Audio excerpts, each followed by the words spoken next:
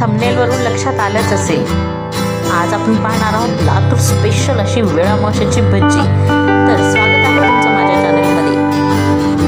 चला तर आपण पाहूया लातूरकरांची स्पेशल अशी वेळा माशा भजी. वळूया कृतीकडे. सुरुवातीला आपण साहित्य पाहणार आहोत.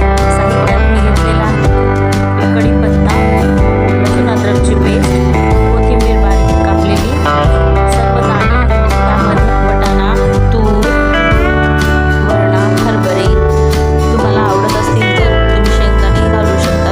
त्याचबरोबर गाजर, वरणाच्या शेंगा, मेथी आणि कांद्याची पात बारीक धुवून चिरून घेतलेली आहे, पाहू शकता. त्याचबरोबर अर्धी वाटी हिरव्या चिंचेची कोळ. हिरवी चिंच मी अगोदर कुकरला लावून शिजून घेतलेली होती. लसणाच्या पातीची पेस्ट आणि कोथिंबीर पेस्ट, त्यामध्ये मी मीठ घालून कोथिंबीर मिक्सरमध्ये छान अशी बारीक करून घेतलेली आहे.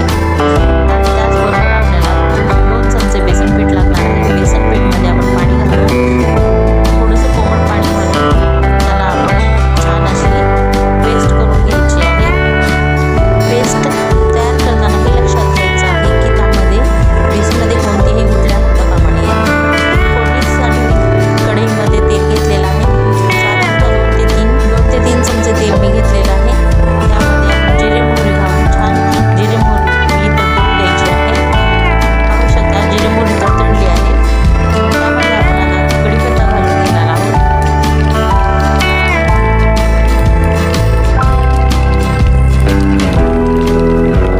कढीपत्ता छान असे फ्राय करून घेतल्यानंतर आपण त्यामध्ये लागलीच लसूण घालून घ्यायचं आहे. लसूण अद्रकची पेस्ट घालून घ्यायची आहे.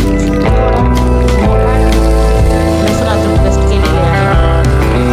त्याला छान असं गोल्डन कलर येईपर्यंत छान फ्राय करून घ्यायचं आहे. पाहू शकता. त्याला छान असं परतून घ्यायचं आहे. त्यानंतर आपल्याला सर्व दाणे घालून घ्यायचे आहेत. त्यामध्ये हरभरा, वाटाणे, तुरीच्या शेंगा म्हणजे तूर, वरणा, शेंगदाणे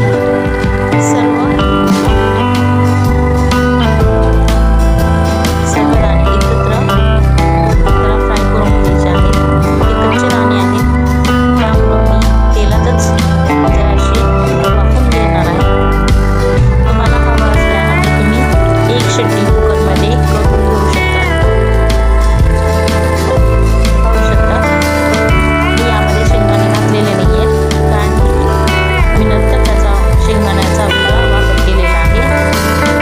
तुम्ही तसंच केलं तर खूपच छान अशी भजी तुम्हाला मिळेल. त्याचबरोबर मी गाजर घालून घेतलेला आहे.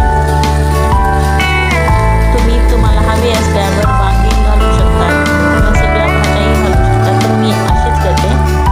त्याचबरोबर वरणाच्या शेंगा मी छान परतून घेत आहे. पाहू शकता. अगदी 2 मिनिट त्याला परतून घ्यायचं आहे. छान परतून झालेले आहेत. आता आपण त्यात चिंचेची कोळ टाकून घ्यायची आहे. हिरव्या चिंचेची ही कोळ आहे. या दिवसात ह्या सर्व गोष्टी आपल्याला सहज मिळून जातात. त्यानंतर आपण लगेचच त्यामध्ये गरम पाणी टाकून घ्यायचं आहे.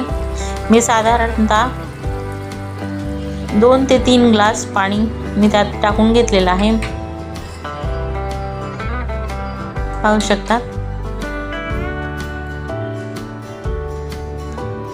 आणि आपण त्यात लागलीच हळद, चवीपुरतं मीठ आणि लाल तिखट टाकून त्याला छान उकळी येऊ द्यायची आहे. पाहू शकता. मी हळद आणि मीठ टाकून घेतलेले आहे. त्याचबरोबर आपल्याला हवं तसं लाल तिखट आपण टाकून घ्यायचं आहे. तुम्हाला हवं असल्यानंतर हिरवी मिरची घालू शकतात. हिरवी मिरचीची पेस्ट. छान उकळी आलेली आहे. कलरही खूप छान आलेला आहे, पाहू शकता. आता आपण त्यात बेसन पीठची पेस्ट केलेली आहे ती आपल्याला घालून घ्यायची आहे. आणि लक्षात ठेवायचं आहे बेसन पीठ लसणाची पेस्ट घालत असताना आपल्याला सतत ढवळत राहायचं आहे, जेणेकरून त्याच्या गाठी होणार नाही याची काळजी घ्यायची आहे. पाहू शकतात एकही गुठली झालेली नाही आहे. आता सर्वात मोठी गोष्ट ह्या भज्जीमध्ये, ही भज्जीचं हे पीठ आपण बेसन पीठ टाकून घेतलेलं आहे ना, ते आपल्याला साधारणतः अर्धा ते 1 तास शिजून घ्यायचं असते, जेणेकरून ही जास्त वेळेसाठी टिकून राहणार. अगोदर 10 ते 15 मिनिट मी हे पीठ शिजून घेतलेलं आहे. पाहू शकता छान त्याचा कलर चेंज झालेला आहे.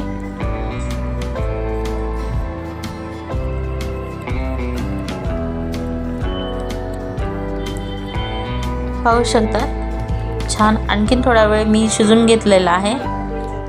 आता छान त्याला कलरी आणि शायनी त्याच्यामध्ये छान आलेली आहे. याचाच अर्थ पीठ शिजून झालेलं आहे. आता आपल्याला त्यात मेथी आणि कांद्याच्या पात आपण धुवून ठेवलेली होती, धुवून चिरून घेतलेली होती, ते टाकून घ्यायचं आहे. आणि छान ह्याला आणखीन अर्धा ते पाऊण तासासाठी मंद आचेवर शिजून घ्यायचं आहे. पाहू शकतात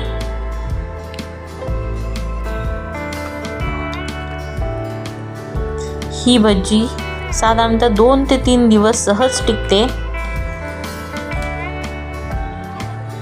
आणि अतिशय अप्रतिम अशी लागते. बाजरीची रोटी, उंडे किंवा फळं यासोबत ही भज्जी अप्रतिम अशी लागते. त्यासाठीच लातूरकरांची अगदी स्पेशल अशी भज्जी तयार होत आहे. बघू शकता छान पीठ मी एकत्र करून घेतलेलं आहे. आता याला झाकून साधारणतः आणखीन अर्धा ते पाऊण तास याला मंद आचेवर छान असं शिजून घ्यायचं आहे, जेणेकरून याचं सगळं तेल तरंगायला लागेल. याचाच अर्थ भजी शिजलेली आहे. यात मी आता कोथिंबीरीची पेस्ट आणि लसणाची पेस्ट टाकून घेत आहे. पाहू शकता आणि याला सुद्धा छान असं मिक्स द्यायचं आहे. कोथिंबीर पण टाकून घेतलेली आहे.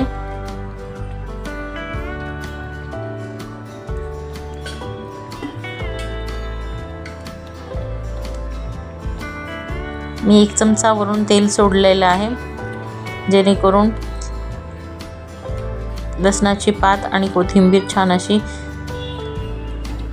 वाफेल त्यामध्ये. असं केल्यानं खूप छान अशी टेस्ट येते.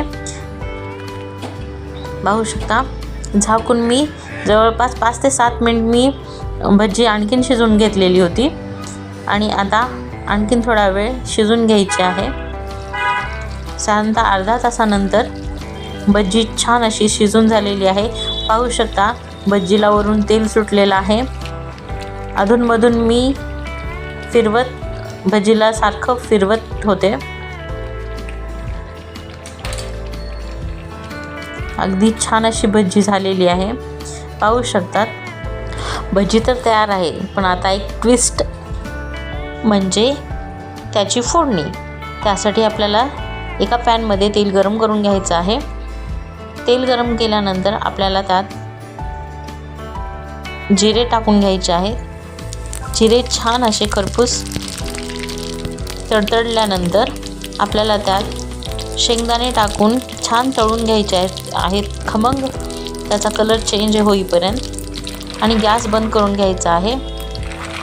तेल गरम असल्याकारणाने आपण पाहू शकता शेंगदाणे छान कलर येत आहे. छान खरपूस असा कलर आल्यानंतर आपल्याला गॅस बंद करून घेऊन त्यात लसूण टाकून घ्यायचा आहे. पाहू शकतात शेंगदाण्याला छान कलर आलेला आहे. आपण त्यात लसूण टाकून घेतलेला आहे. लसूण छान असा गोल्डन कलर येईपर्यंत तळून घ्यायचा आहे. पाहू शकता ही फोडणी भज्जीसोबत अप्रतिम अशी लागते आणि तुम्ही नक्की करून पहा आणि रेसिपी आवडल्यानंतर लाईक, शेअर आणि सबस्क्राईब करा आणि कमेंट करून सांगा तुम्ही कशी करतात भज्जी. पाहू शकता छान अशी कलर आलेला आहे आणि सर्व करायला रेडी आहे भज्जी आणि त्याची विथ फोडणी. टेम्पटिंग अशी आणि तेवढीच टेस्टी अशी भज्जी.